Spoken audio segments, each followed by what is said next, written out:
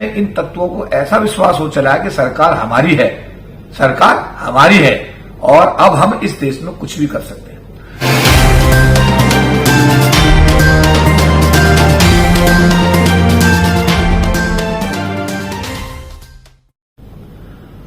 चौधरी साहब, स्वागत है हमारे इस चैनल पर आपका।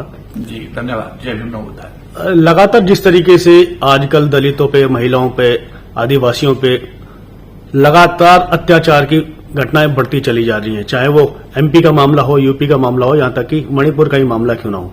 अभी हाल ही में 2 दिन पहले दिल्ली में भी एक ऐसी घटना देखने को मिली है निगम बौद्ध घाट पर, जहां पर कि बौद्धों का घाट कहा जाता है उसे। ब्रह्म प्रकाश बुलाकी जी के भाई एक्सपायर होते हैं, जो कि गुरु रविदास जन्मोत्सव कमेटी के अध्यक्ष भी हैं। उनके साथ जो वहां पंडित लोग हैं, दान दक्षिणा ना मिलने के कारण कहा जाता है कि आगे से अब आप यहां मत आना और आपके जैसे लोगों का शव नहीं जलाया जाएगा। इसको आप किस नजरिए से देखते हैं? देखिए, मैं बार बार ये कहता हूं कि भारत एक गणराज्य है। सभी धर्मों के लोग, सभी जाति के लोग भारत के संविधान के प्रदत्त प्रावधानों के तहत यहां पर निवास करते हैं। सबको बराबरी का हक डॉक्टर अम्बेडकर द्वारा बनाए गए संविधान में दिया गया है। उसके बावजूद भी इस बात से इनकार नहीं किया सकता कि देश के अंदर जातिगत भेदभाव, धर्म के आधार पर भेदभाव वो व्यापक स्तर पर देखा जा सकता है। पिछले दिनों आपने मणिपुर की जो भी बात कही है, मणिपुर के अंदर भी जो ये मैं कहूंगा कि मणिपुर में जो अत्याचार जो हुआ है, ये भी एक मैं कहूंगा जाति संघर्ष का ही नतीजे के रूप में मैं इसको देखता हूं। इसके बाद अभी आपने जैसा बताया कि अगर राजस्थान में हम जाते हैं तो वहां पर भी एक अनुसूचित जाति समाज का आदमी मूंछ नहीं रख सकता, इसलिए उसे मार दिया जाता है। एक गरीब अनुसूचित जाति समाज का बच्चा अगर स्कूल में पानी पीने के लिए घड़ा छू लेता है तो उसे मार दिया जाता है। अगर कोई बारात घोड़ी पर चढ़ाए तो आज भी देखने के लिए मिलता है सोशल मीडिया पे कि वहां पर पुलिस तैनात की जाती है। पुलिस की उपस्थिति में तब जाकर के कहीं अनुसूचित जाति जनजाति समाज के लोगों की बारात घोड़े पर चढ़ पाती है। कितने गांवों में आज तो व्यवस्था है कि अनुसूचित जाति समाज का आदमी या महिलाएं अपने पैरों में जूते लेकर के जो समाज के वहां पर कहेंगे कि मतलब यह है कि जो दूसरी सो कॉल्ड सामान्य सवर्ण जाति के लोग हैं, उनके घर के बाहर जूती पहनकर भी नहीं निकल सकते। आज भी ऐसी चीजें हम सोशल मीडिया पर व्यापक स्तर पर देख सकते हैं। अब जो ये नई घटना आज आपने बताई है कि निगम बौद्ध घाट, जहां पर हर समाज के, हर जाति के व्यक्ति मृत्यु के बाद में उसका अंतिम संस्कार वहां पर, और वो सब व्यवस्थाएं वहां पर जो सरकार जगह देती है, सरकार की व्यवस्थाएं भी होती हैं, उसका सरकार जो है उसका जीर्णोद्धार भी कराती है। लेकिन उसके बावजूद भी वहां पर कुछ लोग जो प्रबंधन में हैं, और जैसा आपने कहा कि बुलाकी जी तो एक दिल्ली के जाने माने एक हस्ती हैं, हमारे समाज के बड़े मौजूद साथी हैं, और जो हमारी गुरु रविदास जन्मोत्सव कमेटी उसके बड़े लंबे समय से अध्यक्ष हैं। और उनके भाई की डेथ के बाद में जैसा भी आपने कहा कि भाई आज हम ये कर रहे हैं, आज के बाद में आप लोगों के शव यहां नहीं चलेंगे, ये वास्तव में एक बड़ा मतलब आज एक नई चीज आपने जो हम चर्चा कर रहे हैं कि अब ये गांवों देहातों में तो ये आम बात थी कि आप शमशान घाट में कोई अनुसूचित जाति समाज का व्यक्ति नहीं जलाया जा सकता, और कितने बार ऐसा भी देखा गया कि उसकी जो डेड बॉडी है वो शमशान घाट के बाहर फेंक दी गई। लेकिन अब दिल्ली जैसे शहर के अंदर ये जो घटना आज हम चर्चा कर रहे हैं, ये बड़ी दुर्भाग्यपूर्ण है। सरकार को अब इन सब चीजों पर संज्ञान लेना चाहिए। सरकार की जिम्मेदारी है कि संविधान लागू हो, संविधान के सब प्रावधान लागू हों, और देश के अंदर जो ये वातावरण दूषित हो रहा है कि कोई किसी पेशाब कर रहा है, कोई जूती से पानी पिलाने लगा है, ये व्यवस्थाएं आज से करीब ये समझो कि 70-80 साल पहले जब ऐसा है कि भारत में ये कहेंगे कि जो आज संविधान का प्रावधान है उस समय लागू नहीं था। तो इस संविधान के प्रावधान लागू होने से पहले तो ये चीजें होती थी, लेकिन अब पहली बार हम ये देख रहे हैं पिछले 50-60 साल के कि ये चीजें दोबारा कर से अनुसूचित जाति जनजाति समाज के साथ में व्यापक स्तर पर देखी जा रही है। और इसमें सबसे बड़ी बात यह करने वाले आदमी का हौसला देखिएगा। पहले आदमी करके उसका सबूत मिटाता था, अब क्या है उसका हौसला देखिएगा कि वो करके उसका सबूत सोशल मीडिया पर डालता है। ये दुस्साहस की मैं पराकाष्ठा से कहूंगा कि दुस्साहस की पराकाष्ठा है। ये खौफ जो होना चाहिए सरकार का, संविधान का, पुलिस का, प्रशासन का, जुडिशरी का, उस सब खौफ से बाहर होकर के जो ये तत्व इस टाइप के काम कर रहे हैं, ये भारत के सौहार्द को बिगाड़ेंगे। मेरा सरकार से ये निवेदन रहेगा कि ऐसे तत्वों के खिलाफ जो भी कड़ी से कड़ी कार्रवाई हो सकती है सरकार को करनी चाहिए। देश का माहौल बिगाड़ने वाले लोगों को चिन्हित करना चाहिए और ऐसे लोगों को कड़ी से कड़ी सजा देकर के देश के अंदर एक सौहार्दपूर्ण वातावरण, जो सब लोग प्यार से, सभी धर्मों के लोग, सभी जाति के लोग इस प्रेम भाव से इस देश में रहकर के देश के विकास के लिए काम कर रहे हैं, इसी तरीके से और मजबूती के साथ भारत राष्ट्र के विकास के लिए सभी लोग और काम करें और भारत एक बड़ी शक्ति बने दुनिया की।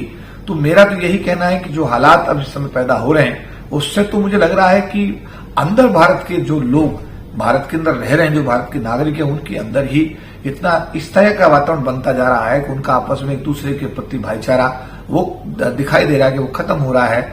एक दूसरे के प्रति भरोसा, विश्वास, उसमें भी काफी कमी देखी जा रही है। और मैं ये कहूंगा कि कहीं जाति के आधार पर तो कहीं धर्म के आधार पर जो उत्पीड़न है उसकी जो संख्या इतनी बढ़ गई है कि उस पर सरकार को गंभीरता से ध्यान देना चाहिए और जो दोषी लोगों के खिलाफ त्वरित कार्रवाई करके भारत के हर नागरिक को भारत के संविधान में जो प्रावधान हैं उन सब का लाभ हर व्यक्ति तक सुनिश्चित करना चाहिए। आपको लगता नहीं है निगम बोधघाट जिस तरीके से नगर निगम के अंतर्गत आता है और नगर निगम सरकारी क्षेत्र में ही आता है, सरकार क्या क्या उनके ऊपर नियंत्रण नहीं है, या जो वहां संस्था काम कर रही है जिसने लीज पर लिया गया है, गुप्ता जी वहां पर हैं मौजूद उसके अध्यक्ष, और वो भी उन्हीं पंडितों का साथ देते हैं। वो कहते हैं कि भाई ये लोग कहां जाएंगे, तो इसका क्या मतलब है? क्या खुला समर्थन है सरकार का? नहीं, देखिए बिना सरकार के, देखिए मैं ये कहूंगा कि एक वर्ड है मनोबल।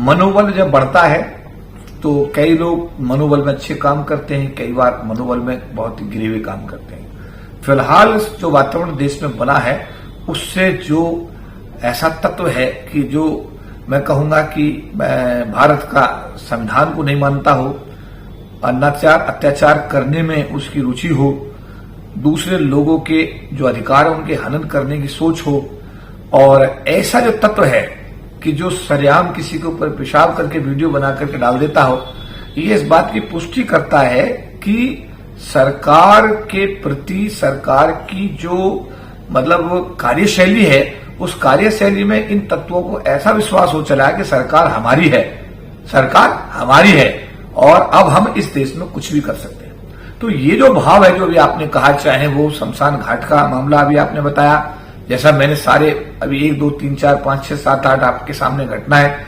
और इवन ये देखिएगा कि मणिपुर में क्या है, मणिपुर में भी यही चीज है कि वहां की जो राज्य सरकार है जिसकी जिम्मेदारी है कि वहां पर प्रशासन की जिम्मेदारी बनती है, सरकार की जिम्मेदारी बनती है कि वह सामान्य हालात बहाल करे। सभी जो दोषी लोग हैं, जिन लोगों ने पिछले दिनों मणिपुर में ये घटनाएं की हैं, जो इतना लोग मरे हैं और इतना वहां पर तांडव हुआ है, उन लोगों को चिन्हित करे, उनके खिलाफ कार्रवाई करे। तो ये चीजें सरकार अगर समय रहते करती है तो इन सब चीजों पे रोक लगने में बड़ी आसानी होगी। लेकिन अगर सरकार इन लोगों के खिलाफ कार्रवाई करने की बजाय और इनको ये एक भावना इनके अंदर पैदा हो जाए कि सरकार तो हमारे साथ है, तो फिर तो देश के अंदर अत्याचार, अनाचार चरम सीमा पर होगा। और मैं ये कहूंगा कि ये भारत राष्ट्र के लिए आने वाले दिनों में एक विनाश का कारण बनेगा। अभी हाल ही में एक वीडियो वायरल हो रहा है, दिखाया जा रहा है कि अमेरिका में, यूएसए में एक सीनेट का विचार गोष्ठी हुई, वहां पर भी ये कहा गया है कि जो मणिपुर का कांड है वो सोची समझी साजिश के तहत हो रहा है। तो आपको लगता नहीं कि खबर जो है पूरे विश्व में फैली है, मगर जो भारत की सरकार है, भारत के जो बुद्धिजीवी लोग हैं, उनके कानों पे या आंखों पर जू नहीं रेंग रही?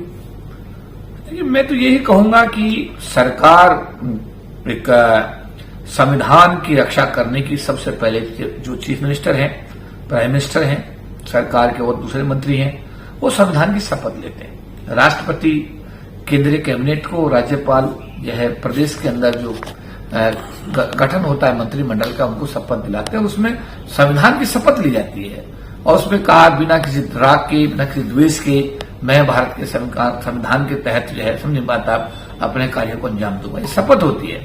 लेकिन उसके बाद भी, अगर शपथ लेने के बाद भी जो लोग सरकार में हैं, चाहे केंद्र में हैं, चाहे राज्य सरकारों में हैं, अगर वो उसके बावजूद भी वो अपनी शपथ को तोड़ करके ऐसी गतिविधि करने वाले लोगों का साथ देते हैं, तो मैं फिर कहूंगा कि आने वाला समय भारत के लिए चुनौती भरा समय होगा।